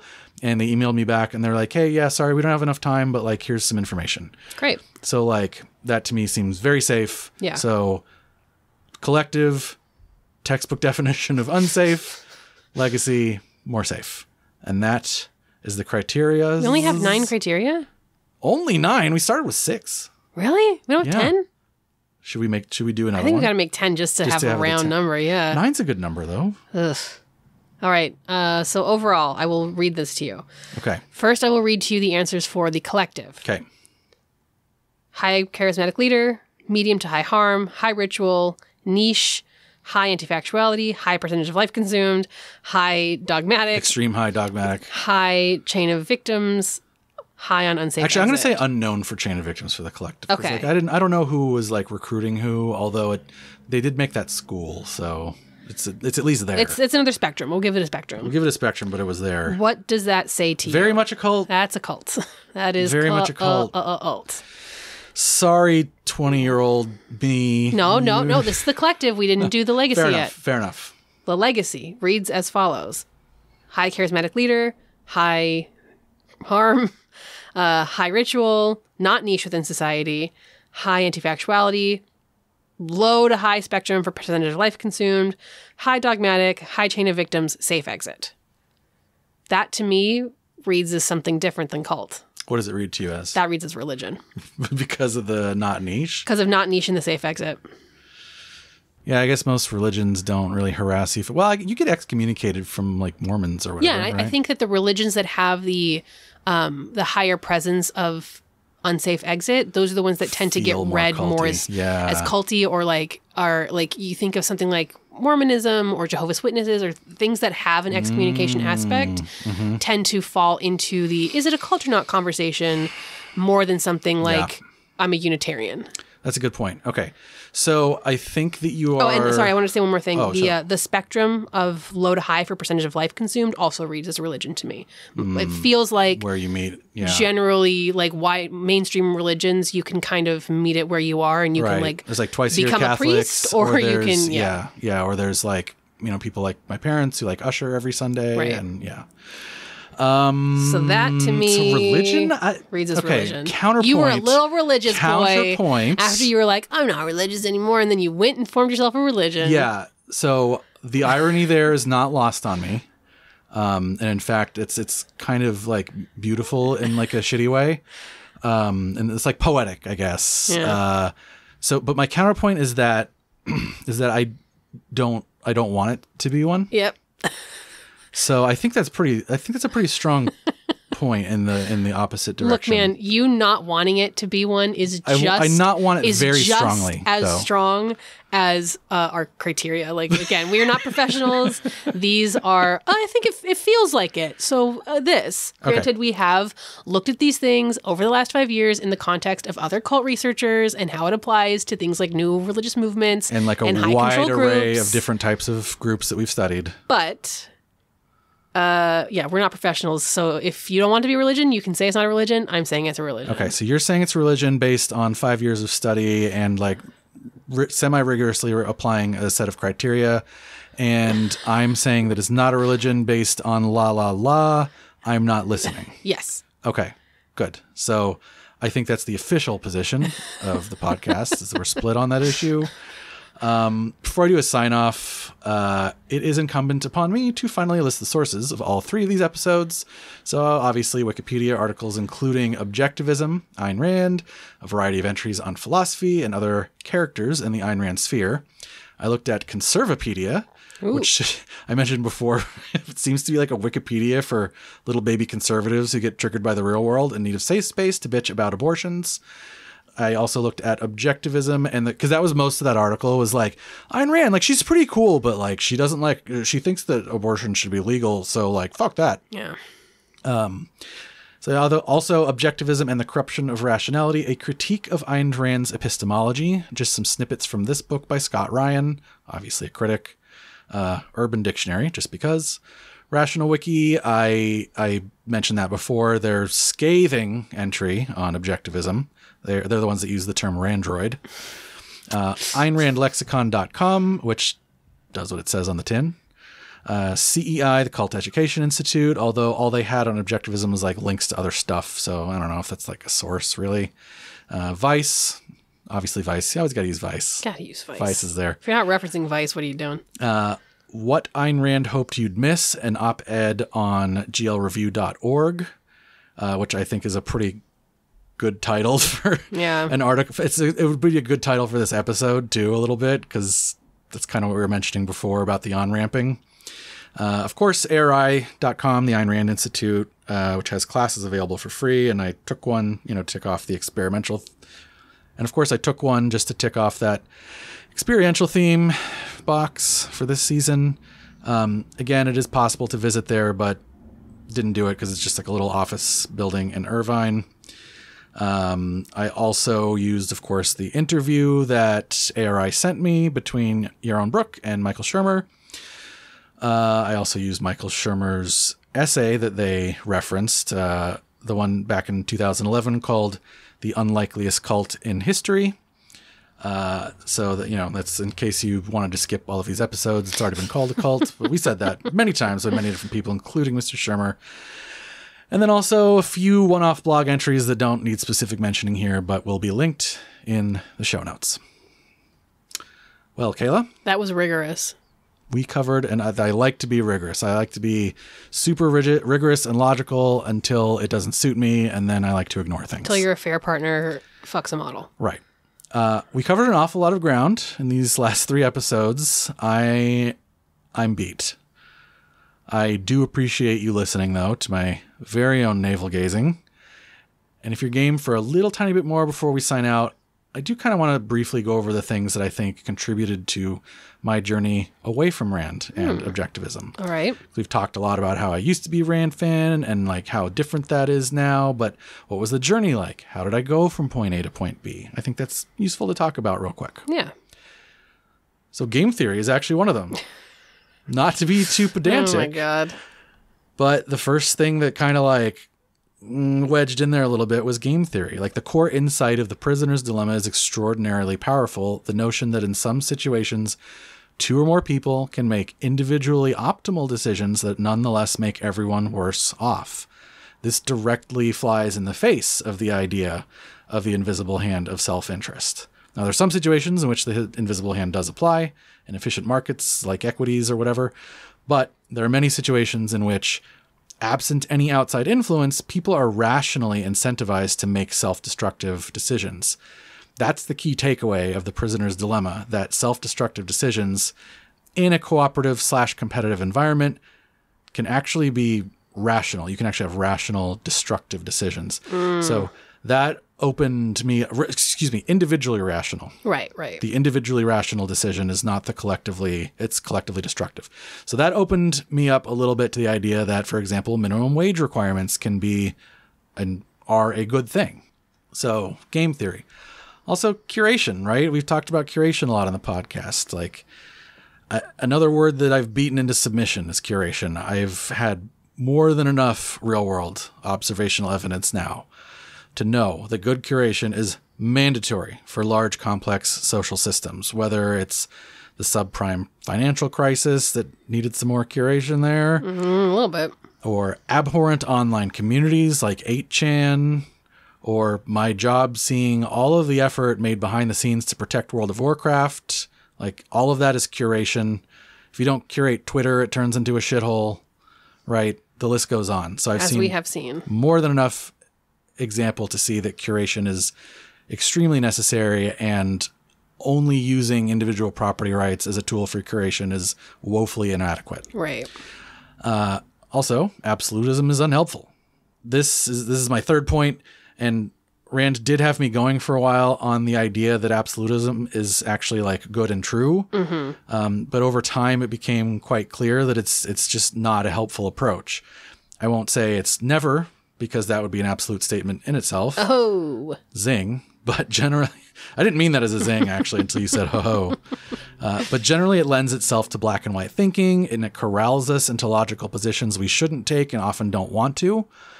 Ayn Rand's absolutism in her thinking, her life, and her philosophy, I think actually did a lot of harm to her work and her legacy. Well, it made her think that she was the most important person on the planet. A lot of harm. Not good. Yeah. I am sad. Granted, once you take away the absolutism, it kind of loses its Randian identity because it is there, it has made it very difficult to even agree on what objectivism is over the years, and has encouraged conflicts and schisms where they didn't maybe even really need to happen. Next point, I also don't think she solved the is-ought problem, obviously. Objectivist stances on morality, politics, etc. don't follow inevitably from the laws of physics. And if they did, then discussion would be pointless, which in turn makes it hard to have discussions with objectivists, which, again, if you're wondering why your thing is not considered academically valid, maybe it's because it's discussion-proof, and ultimately, therefore, a dead ideology. And then finally, over the years, this tended to happen much later, and like you pointed out earlier, that's probably on purpose, but reading some of Rand's really, really bad takes. I'm so sorry. That must have been hard. It was, actually. I read the one about the colonialism a couple of years ago, and that was like, oh man. I think I was reading it when I was like doing one of my false starts for this episode, like these episodes. Oh boy. And I found that, and I was like, oh my God. Like, I can't do this. I don't know if I can do this yet. Yeah. Wish they had put some of those quotes in the back of the book on the fountainhead. Oh yeah, that would have been great. I mean, would have helped filter. Although, like, then I wouldn't have had the experience of the I don't know, whatever. Architecture's still cool. Okay. I hope this has been an interesting journey for you and for everyone listening, because this is definitely a Randian selfish exercise on my part. I definitely got a lot out of picking at my own brain with a pickaxe, and I think I've grown in my understanding of this topic and of myself even just in the last month of doing these episodes. Well, you just learned it was a religion. I just learned that it was not a religion because I don't want it to be, and I'm subjectively willing that into existence like The Secret.